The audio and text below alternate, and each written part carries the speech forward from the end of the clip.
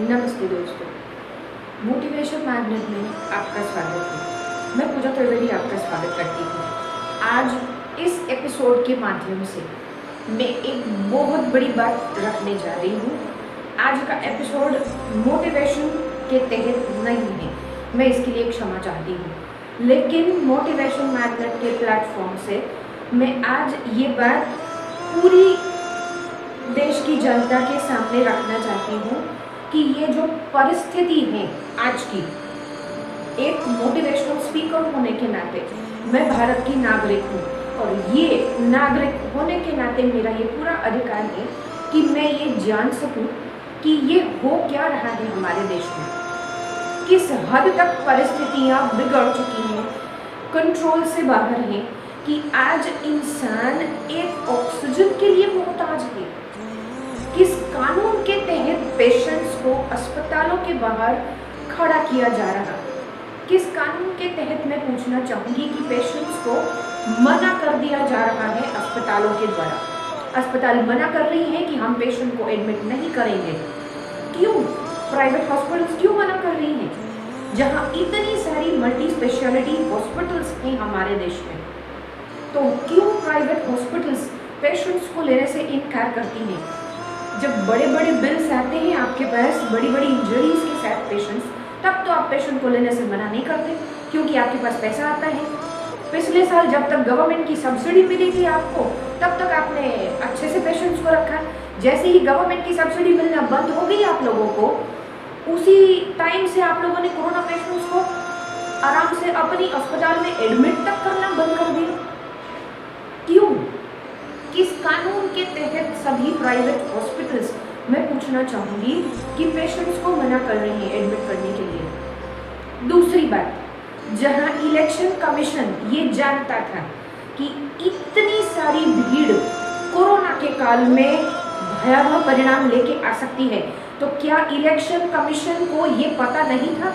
Election commission ने क्यों ऐसी रैलीज की परमिशन दी? सिटी में तब पुलिस कहाँ थी?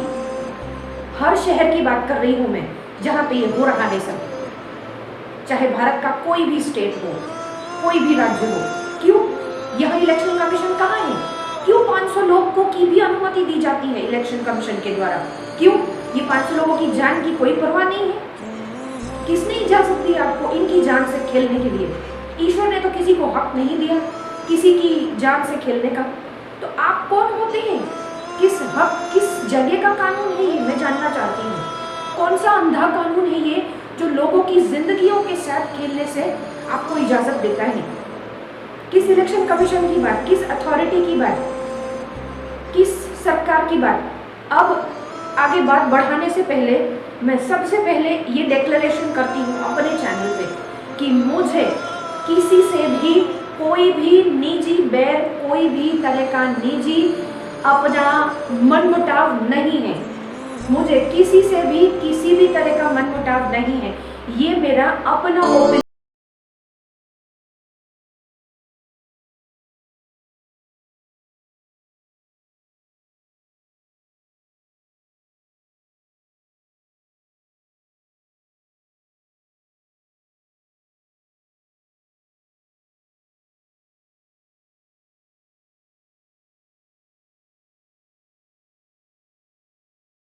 से।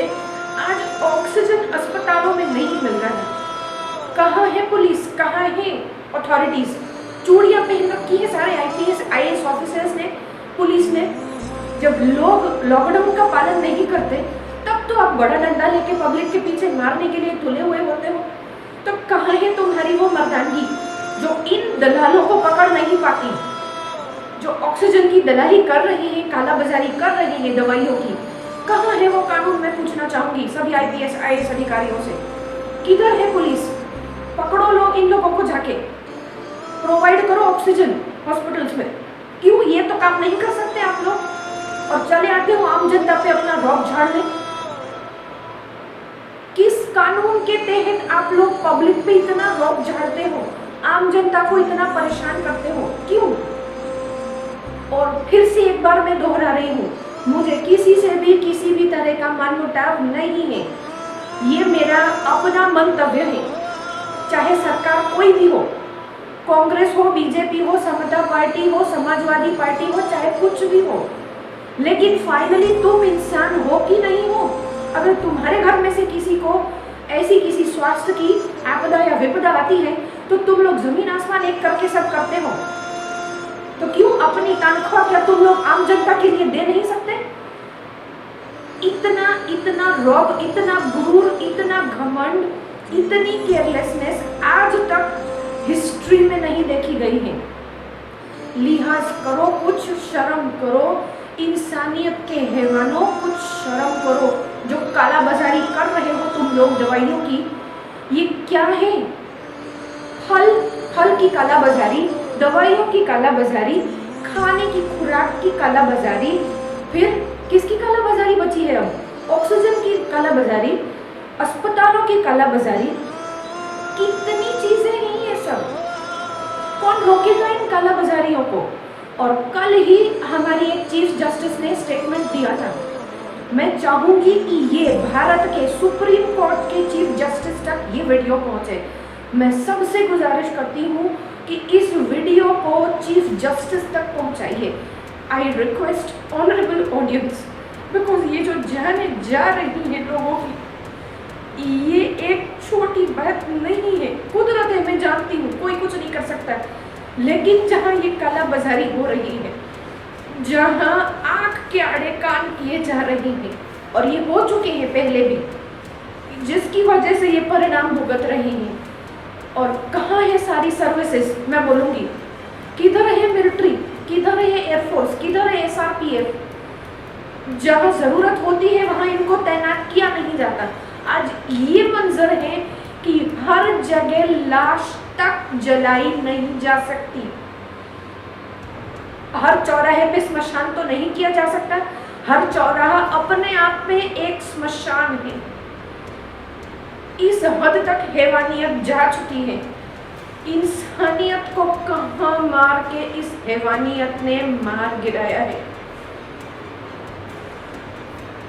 मैं मीडिया के सामने हूँ इसलिए I am controlling my self, वरना ये आंसू इस हद तक पागल है कि ये जो तांडव हो रहा है ये बर्दाश्त नहीं हो सकता। चाहे कोई भी हो, हम इंसान हैं और हमारे अपनों को जब हम खोते हैं तब वो परिस्थिति क्या होती है हम सब जानते हैं। और मैंने ऐसे कई लोगों को देखा है कि एम्बुलेंस की लापरवाही की वजह से, एम्बुलेंस समय पर न पहुंचने की वजह से लोगों ने अपनों को खोया है। कौन जिम्मेदार है इसके लिए? मैं कहूँगी सरकार। कौन जिम्मेदार है इसके लिए? पुलिस। कौन जिम्मेदार है इसके लिए? पूरा मेडिकल व्यवस्था। कौन जिम्मेदार है इसके लिए? कौन इसकी जिम्मेदारी लेगा? क्या कोई ऐसा मीडिया का माई का लाल है जो अस्पतालों में जाकर रौब से देख के आए कि कितने बेड खाली हैं? कोई ऐसा एक मीडिया का माई का लाल है जो ये काम कर सके आम जनता के लिए? वो एक भगवान से भी ऊपर का दर्जा होगा उस इंसान का जो अंदर अस्पताल में जाके चेक करेगा कि अस्पताल में सच में बेड खाली है या नहीं। बहुत से ऐसे फर्जी हैं अस्पताल जो बोलते हैं कि जगह नहीं है, जगह होने के बावजूद और पैसों की गड्डी रखने के बाद वहाँ आराम से पेशेंट को ले लिया जाता है। और ऐसा मैंने खुद ने अनुभव किया है। Recently in the recent times ये मैं फेस कर चुकी हूँ। So what is this? I would say पैसों के लिए इंसान इस हद तक गिर सकता है कि इंसान जान की भी परवाह नहीं करता। और एक वीडियो मैंने ऐसा देखा है जिससे बोलो कि मेरा दिल दहल गया कि ये मानवता का कत्ल से भी ऊपर वाला स्टेज है कि डॉक्टर क्या खुद ऐसा करेगा। मैं वो वीडियो इस वीडियो के अंत में मैं रखने वाली हूँ। I am going to put this. जिसने भी ये काम किया है मैं चाहूँगी उसको ऑन द स्पॉट सजा दी जाए। कोई भी तरह का हियरिंग नहीं, कुछ नहीं चाहिए। No, I don't want that. अगर ये बात सच है तो मैं इसके लिए कानून से यही गुजारिश करूँगी कि ये जो चीज़ हो रही है उसको कृपा करके रोक दिया जाए। इसके लिए आगे स्टेप्स लिए जाएं कड़े, ताकि लोग ये जो परेशान हैं किसकी वजह से? इलेक्शन कमीशन की वजह से। अगर 1 साल चुनाव नहीं होता तो सरकार मर नहीं जाती। अगर 1 साल चुनाव नहीं होते तो सरकार के बजाय कोई और शासन लागू कर दिया जाता। लेकिन इतने सारे लोगों की जानें जो जा रही हैं, उसके लिए जिम्मेदार कौन है? मैं फिर से बोल रही हूँ, मैं किसी सरकार, किसी भी पार्टी के लिए निजी टिप्पणी नहीं कर रही, लेकिन ये एक आम बात है कि इलेक्शन कमीशन को स्वयं जांचना चाहिए सबसे पहले। और जो सभी पदाधिकारी हैं सरकारी, उन सब से मैं कहूंगी कि एक बार अपने गिरबान में झांक के देखो कि तुम भी एक दिन इसी अर्थी में लेके जाओगे स्वयं को। तुम खुद भी एक चलती फिरती राख हो, राख। किस बात का गुमान कर रहे हो तुम? पद का, प्रतिष्ठा का, जो कि 2 पल की मेहमान है तुम्हारे साथ। पद और प्रतिष्ठा गई, तुम्हें दुनिया में कोई पहचानेगा नहीं, और जूतों और चप्पलों की ऐसी मार पड़ेगी आम जनता से कि दुनिया में दोबारा कदम नहीं रख पाओगे। और मैं पूछना चाहूंगी एक बार फिर से हमारे देश के कानून से कि ऐसा कानून, कौन सा कानून है जो हर जगह, हर मेडिकल संस्था को ये इजाजत देता है कि तुम्हारी जैसे जो मर्जी में आए करो? क्या सुप्रीम कोर्ट ऐसा आदेश नहीं दे सकती इस परिस्थिति में कि सभी हॉस्पिटल्स, चाहे प्राइवेट हो चाहे गवर्नमेंट हो, सब के सब, जहां दूसरे वार्ड्स हैं ठीक है, लेकिन उसके अलावा इमीडिएटली जहां स्पेस खाली है वहां इन चीज़ों को, इन मरीजों को, कोरोना के मरीजों को ऑक्सीजन के साथ सही तरह की ट्रीटमेंट प्रोवाइड की जाए। और दूसरी बात, जो कोरोना का तांडव चल रहा है, बहुत सारे लोगों की जान तो जा ही चुकी है। उनके परिजनों की ओर से मैं ये बात कहना चाहूँगी कि रात को 2 से 3 बजे के बीच में ही क्यों पेशेंट्स की मौत होती है? क्यों? दिन भर तो कुछ नहीं होता, चंगे भले होते हैं पेशेंट्स, और अचानक से रात से 2 से 3 के बीच में ही पेशेंट की मौत हो जाती है। ऐसा होता क्या है? लगाओ सीसीटीवी कैमरा हॉस्पिटल में। हम भी जानना चाहते हैं, आम जनता जानना चाहती है, पेशेंट्स के रिश्तेदार जो अंदर हैं हॉस्पिटल में कोरोना के, वो पेशेंट्स के रिश्तेदार जानना चाहते हैं कि किस तरह की ट्रीटमेंट दी जा रही हमारे पेशेंट्स को, हमारे परिजनों को। ये जानने का तो पूरा हक है ही आम जनता का। किसकी लापरवाही की वजह से जान जाती है पेशेंट की और बोल दिया जाता है कोरोना की वजह से पेशेंट की मौत हो गई।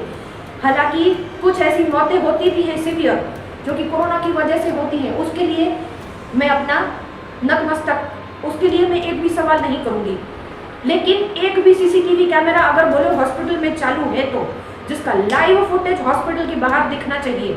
है कोई ऐसी हॉस्पिटल? नहीं तो उन सबकी पोलें खुल जाएंगी अस्पताल वालों की। So I will request the honorable authorities of every state and the country of India and the Chief Justice of India to please take precautionary action, to please take precautionary steps, because this is very devastating and this is very painful. एक आम इंसान होने के नाते मैं ये गुजारिश कर रही हूँ, मैं ये तांडव जो हो रहा है लोगों के साथ, ये मंजर भयावह है और ये बहुत ही दर्दनाक है, शर्मसार है। और इसके भी ऊपर जो कालाबाजारी कर रही है सब लोग, अलग अलग तरह के फल बेच के ज़्यादा पैसे कमाने की फिराक में, ज़्यादा पैसे कमाने की होड़ में, शर्म करो है मानो राक्षसों, शर्म करो। जो चीज़ 20 रुपए की मिलती है उसको 100 रुपए के दाम में बेच रहे हो, शर्म करो। तुम्हें किस निवाले का अनाज मुंह से जाएगा और तुम्हें कौन कंधा देगा? शर्म करो। इंसानियत की हाय लगने से पहले समझ जा इंसान, इंसानियत की हाय लगने से पहले संभल जा, कहीं तू तेरा अपना खो न बैठे। ये इंसानियत, सच में बोल रही हूँ, ये इंसानियत की हाय है जो अब भी मंजर चल रहा है। और आज का ये एपिसोड मैं इन पंक्तियों के साथ खत्म करूंगी जो मेरा दिल दहला चुका है। कर घमंड के तू राख है, कर घमंड के तू राख है, कर घमंड के तू इस पल का मेहमान है, कर घमंड के तू इस पल का मेहमान।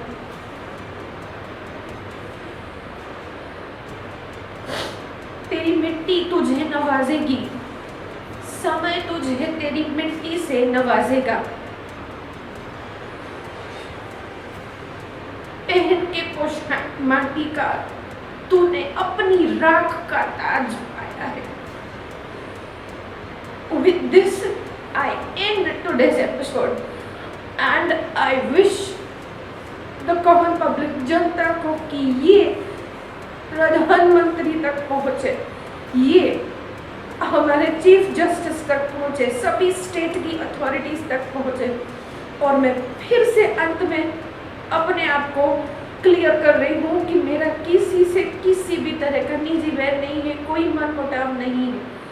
मैं सिर्फ आम जनता की ओर से ये गुजारिश कर रही हूँ, मोटिवेशन मैग्नेट जो प्लेटफॉर्म है, इस माध्यम से मैं जो लोग जिस परिस्थिति से गुजर रहे हैं आप सब जानते हैं, लेकिन फिर भी मेरा दिल दहल गया, इसलिए मैं इस माध्यम के द्वारा आप सब से इस बात से जुड़ना चाहती हूँ और ये बात आगे अथॉरिटीज़ तक पहुँचाना चाहती हूँ कि इन कालाबाजारियों को रोकिए, ये तांडव और आगे होने से रोकिए।